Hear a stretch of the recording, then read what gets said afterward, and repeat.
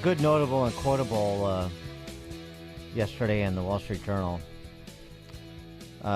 Rest in peace, Sergeant Abu Latif.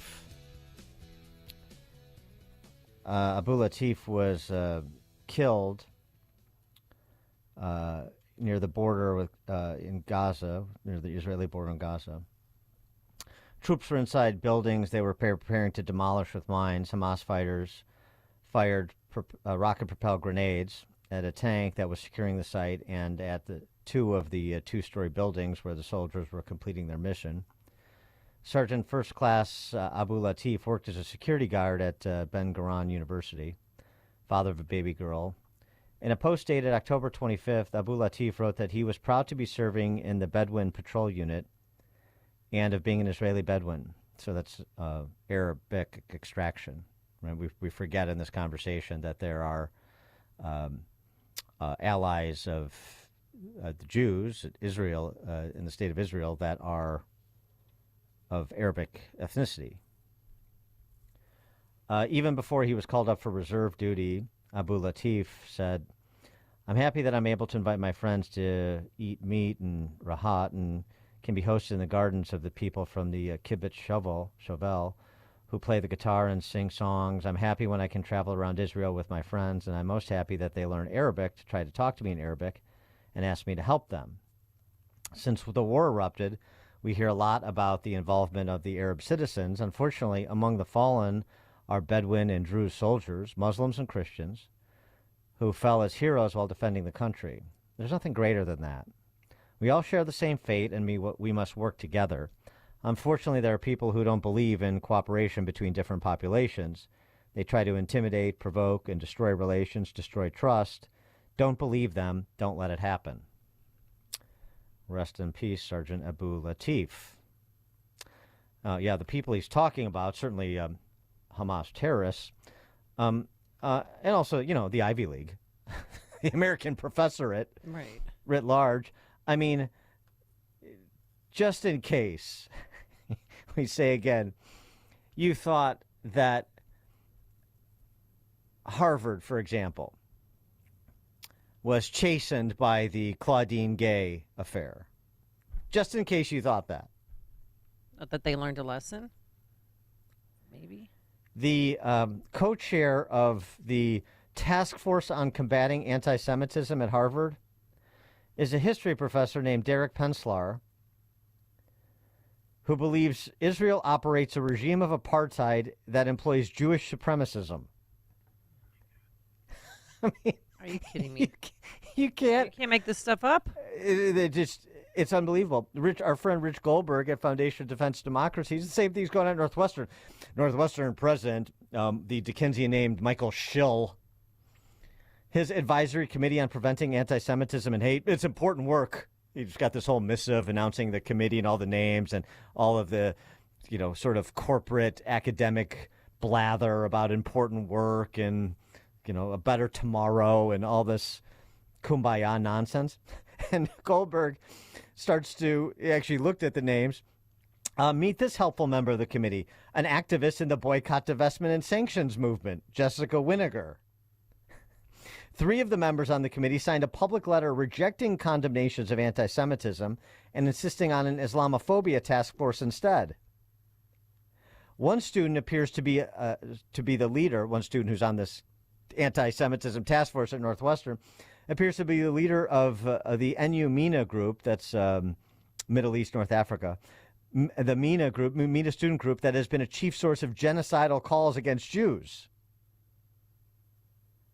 And the co-chair's qualifications, his most influential scholarship is Tribal Critical Race Theory, a groundbreaking framework he developed this is his quote, the description of it on his behalf, a groundbreaking framework he developed in 2005 to help explain indigenous peoples' complex experiences with education, colonialization, and racism.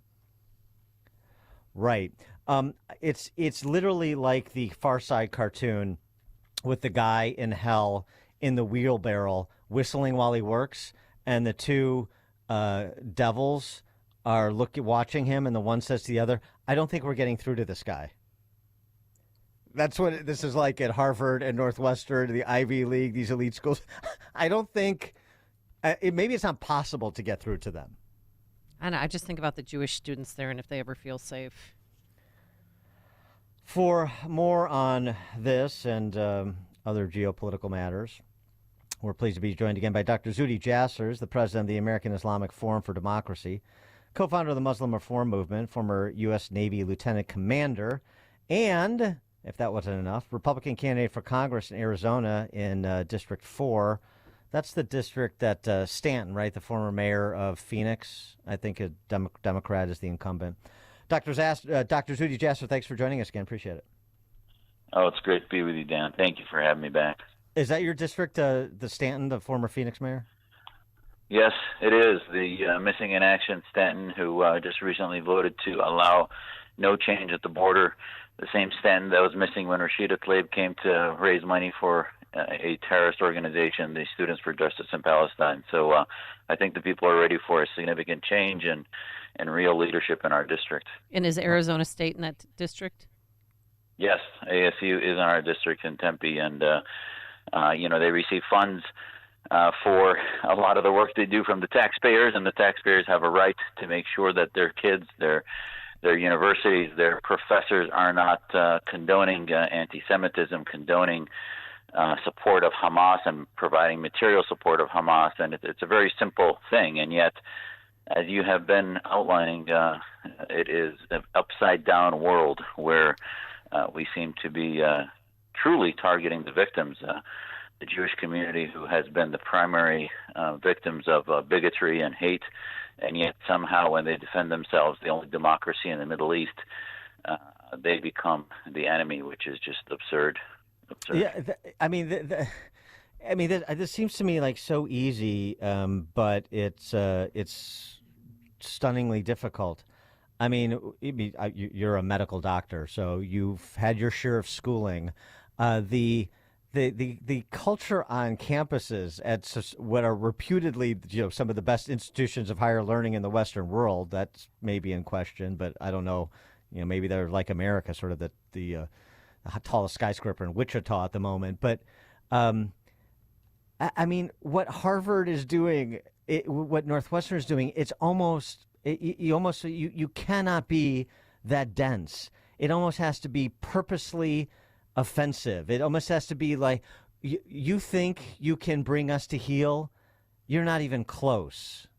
I just can't otherwise explain what I just described with these, task force that are supposed to, try to paper over or provide some, healing process on campus and so forth.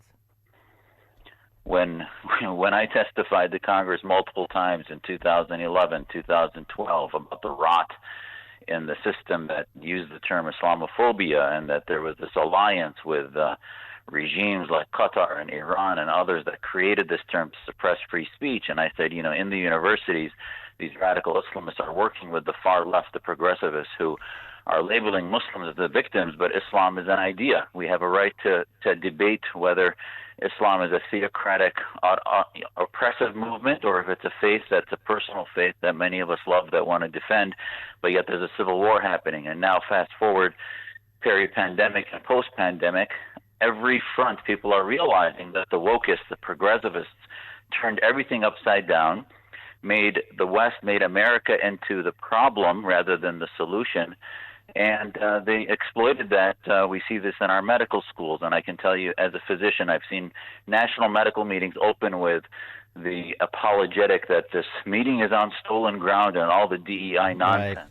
Our military academies, as a former military officer, I'm on the board of an organization called STARS that's looking at reform within our naval and Air Force academies at bizarre language limitations, bizarre inabilities of our future military officers to have debates about and discussions about what terrorism is and what Islamism is and who our enemies are and what America stands for.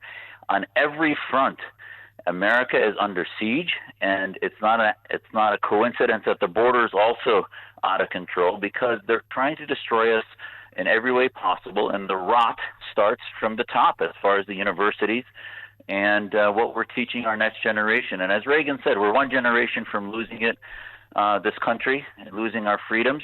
And we can't step aside and say, oh, it'll work next election cycle. It'll work in a few years and work its way out. The time is now to fix this, and we have to realize that rot needs to be corrected immediately. Well, what should President Biden do at the border? Policy changes.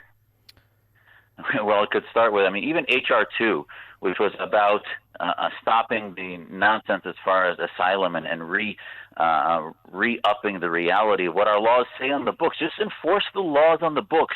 Have the Border Patrol do what they are assigned to do, which is to prevent folks from coming in needlessly and hemorrhaging in without any limitations. Just enforce the laws on the books. And why we continue to pass continuing resolution after continuing resolution funding wars abroad and not our own country is just besides me. And I don't see why the Republicans are labeled as obstructionists and somehow we don't want to support other conflict while our own military is being attacked by Iran and other interests, and yet we want to seal our border first. So the laws are on the books, and the Democrats need to be held accountable for the fact that they're allowing an invasion constantly at levels unseen before. And I don't think the Republican Party should stand anymore for letting this happen. The words I read at the outset, those moving words from that sergeant first class who was killed in action defending his home on behalf of others, talking about the need for people, Arabic people and Jewish people to work together for peace in that region. I don't want to be Pollyannish about this, but is it underappreciated in the West the amount of collaboration there is between Jewish people and Arabic people when it comes to trying to repel and eradicate terrorist organizations like Hamas? You are so right, Dan. I can't tell you. I've been to Israel twice, and both times, people don't realize there's 1 million Israeli Arabs that live among the 6-7 million Jews in Israel. I've talked to judges in their Sharia. They have a Sharia court system it's a Muslim court system for marriage and family law that is part of the Israeli legal system, along with the Jewish and Christian courts that are there. There's a Christian Arab on their Supreme Court. They have members of the Knesset that are Muslim, some of whom are actually pretty radical, actually, that don't toe the line of regular democracy, but yet they accept that as part of their democracy, that even Hamas supporters can be part of their Knesset, of their democracy. So, listen, people don't understand the reality of what Israel is and how much not only of an ally, but what they represent for the future. There's a book called The Startup Nation about all the small startups that exist in Israel, and most of them include Palestinian, Arabic, Jewish, Israeli citizens working together for a future. And, this is the reality, and why I think the greatest bigots in the room across the country in universities and what we were talking about with DEI are the left, because they want to divide us into identity groups, and most of us want to be colorblind, want to be religion blind, and more about freedom and equality, real equality. And that's why I think there will be a red wave in November if people start to realize that we are the party of equality, meritocracy, free markets, free thinking, and not the quality of identity, not the party of identity politics. Before we let you go, I have to ask you about that Kerry Lake, Jeff DeWitt tape that was made public yesterday by the Daily Mail. There have been calls for the state party chairman, Republican Party chairman in Arizona, to resign over the apparent attempt to bribe Kerry Lake out of the race for Senate. What's your reaction? I have to tell you, man, I'm worried about my own race, but at the end of the day, if that turns out to be true, this is why many of us are running, and why people say, why aren't good people in politics? And God bless Kerry Lake for responding to him the way she did. She said, listen, you can't buy me for $1 billion, and these are the kind of candidates we need in office. And if the head of a state party, listen, he was a Trump appointee and continued Right. This is not about anti-Trump or pro-Trump. It's about the future of American democracy, and that we can't let, as he said, if that's him, out east, people want different things. I mean, if we really want to reform elections and have true voice of the people, this demonstrates that this is the type of finagling going on that needs to stop right now. We need to expose it. Should DeWitt resign? I'll let him decide that. I'm still running my first race ever in state here, Okay. so I'll let him decide that. Has he been supportive of you? I've not talked to him yet about my race, but he's not weighed in on our congressional race. Dr. Zuhdi Jasser, he is a candidate for Congress in Arizona 4. He would double the average IQ of Congress if he were elected by himself. Z4AZ.com is the website, Z4AZ.com. This is a guy we want in a policy leadership position. Dr. Zuhdi Jasser, President, American Islamic Forum for Democracy, co-founder of the Muslim Reform Movement, former Navy Lieutenant Commander and candidate for Congress. Dr. Jasser, thanks as always. Appreciate it. Thanks, Dan. Amy, appreciate it. Thank you. And he joined us on our turnkey.pro answer line. It's like a hot, steaming cup of information to start your day. It's Chicago's Morning Answer on AM 560. The Answer. Texting privacy policy and terms